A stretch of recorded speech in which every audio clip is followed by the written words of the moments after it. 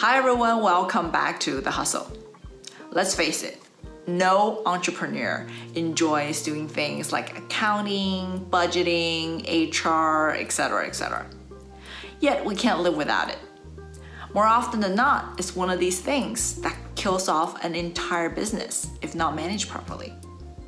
So before starting your own business, think, am I willing to spend a good portion of my 8 waking hours managing these administrative tasks?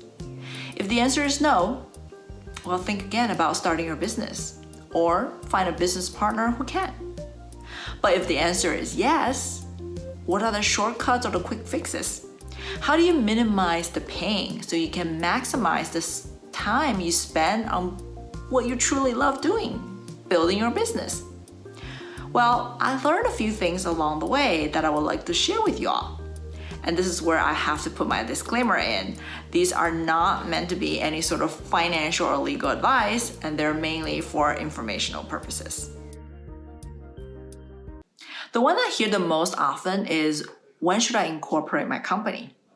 Well, the short answer to that is once you start marketing or selling your service or product to a lot of customers, most of whom are strangers. The other deadline for some people may be when you decide to formally engage business partners or investors. Therefore, the opposite is true. You don't need to incorporate yet if you are either in the ideation, testing, prototyping, or networking phases. The next one I hear a lot about is, if I can't afford fancy lawyers, how do I manage all my paperwork? Well, the good news is we live in the you can Google anything age now. There are plenty of legal templates to download for free or for very little amounts of money. If you want to use a more reputable service, software such as Gusto for HR or Clerky for legal, it will do a great job. Pro tip though, it's never too late to learn some basic legal terms yourself, so that you know what you're signing up to and what you're making others sign. At SilkRoll, we got very lucky and found a firm that had a deferred startup program. If you know one of these, that could be a good solution too. All right, I love this next one. Do I really need to keep my accounting up to date, or should I just hire a bookkeeper to do it? Well, unless you absolutely hate looking at numbers, I'd just say at the beginning you probably don't need a bookkeeper. Again, softwares like QuickBooks are fairly simple, straightforward to use. They link up to all your credit cards and bank accounts, and it's pretty much automated. I would say though, it's really important to hire a professional accountant when it comes to managing your corporate taxes, because you definitely do not want to mess up there.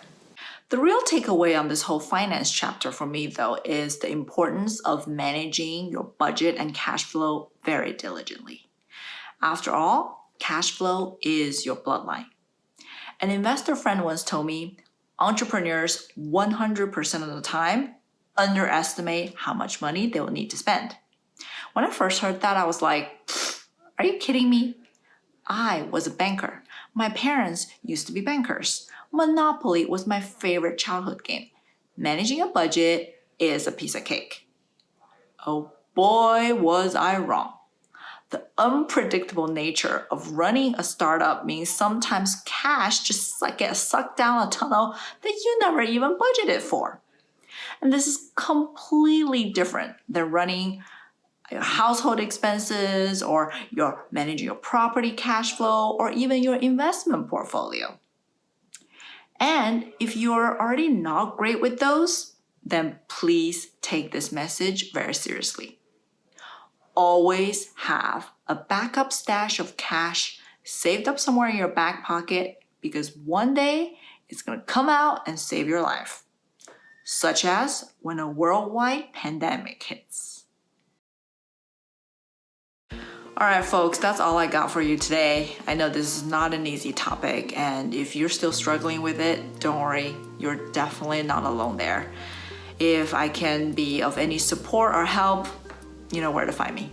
All right, until next time, adios.